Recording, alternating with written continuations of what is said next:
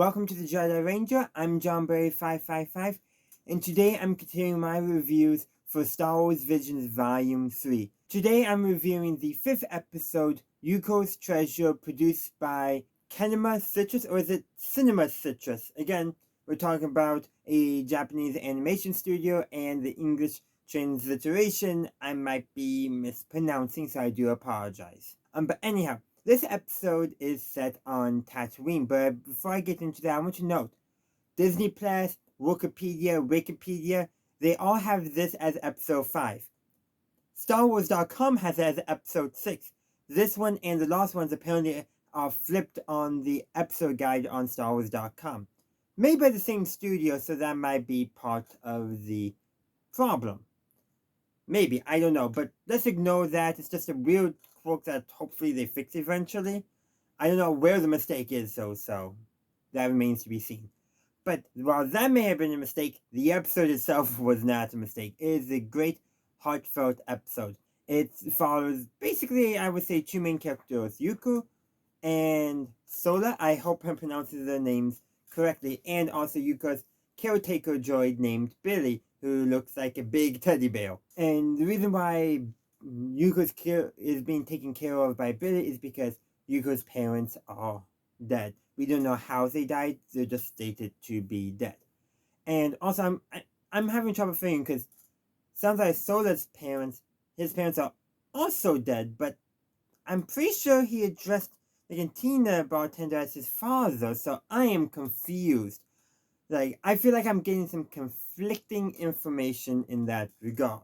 But again, that's how people have been talking about things online, not what I read in the story. But ultimately, the thing is, there is this underlying story of found family, because by the end, Yuko considers Sola as a part of her family with Billy. And by the way, there's some super incompetent pirates looking for a treasure that Yuko's parents had taken from them, I guess. Again, they're incompetent, though the pirate leader's henchwoman, I guess, number 2, his lieutenant, I don't know. I know why, but reminds me a little bit of Harley Quinn. I don't know why, just does, but in terms of like her mannerisms, I should say specifically. But regardless, they're defeated by, I guess, I think it's a Grey Dragon. But I mean, they're like super incompetent. They at one point capture Billy in order to force him to take them to the treasure, and well, they eventually reprogram him to try to get Yuko to try to open up the door to the treasure, and their reprogram is just putting a Darth Vader hat on him, Darth Billy, or is it Darth Villy? Because apparently in Japanese, B's and V's make extreme, or like basically make the same sound. So at least that's a pun that occur in the English dub. I don't know about in Japanese. But that's essentially how they reprogram him. Once Yuko gets that hat off, Billy's back to normal.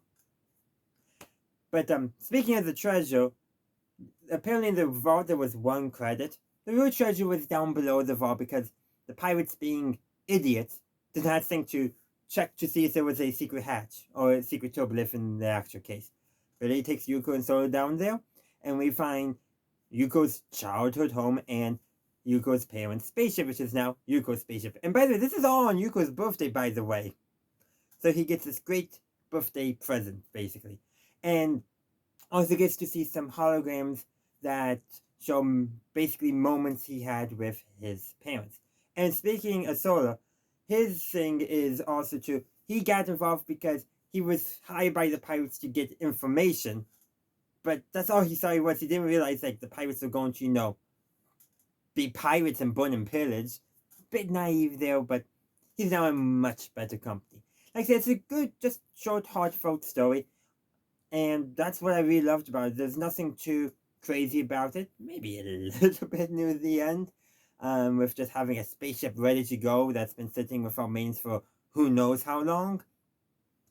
But ultimately, though, I will say that despite that, it's just a good, heartfelt story. A little bit about, found family.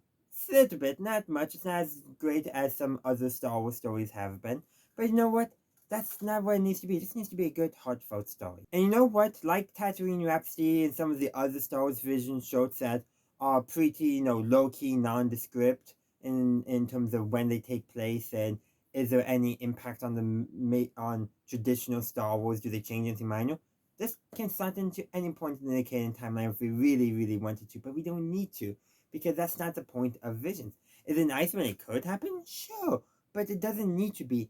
And that's ultimately what's so great about Visions. I think I've said this before in some of my other reviews with Volume 3, but Visions is allowing a bunch of Japanese animation studios, Japanese Star Wars fans, to tell their own Star Wars stories, officially recognized by Lucasfilm, but they don't have to be beholden to Star Wars canon, be it canon or Legends, unless the creators decide they want to do that. And this one's clearly, they just want to tell a heartfelt story in the Star Wars universe. Does it play a role in the main story? Who cares? It doesn't matter. And that ultimately what makes it so good, because you can put it in any Star Wars timeline and it works, or be by itself and it just works. And that's, I think, a hallmark of a good story, where the setting only enriches it and is now what makes it good. The story itself is what's good. But that's what I got to say. I would love to hear your thoughts in the comment section down below. And not tomorrow, on Friday, I actually will be talking about MASH that day. But the following day, Saturday, I will be talking about the 6th episode of Star Wars Visions Volume 3, the last one. So I hope to see you then. Thank you for watching my video. I do hope you enjoyed it. If you did, please be sure to give this video a like and share. Also, consider subscribing to my channel to stay up to date on all my latest content. In the meantime, thank you for watching, and as always, have a good day, a good night, wherever you are. May the Force be with you, always.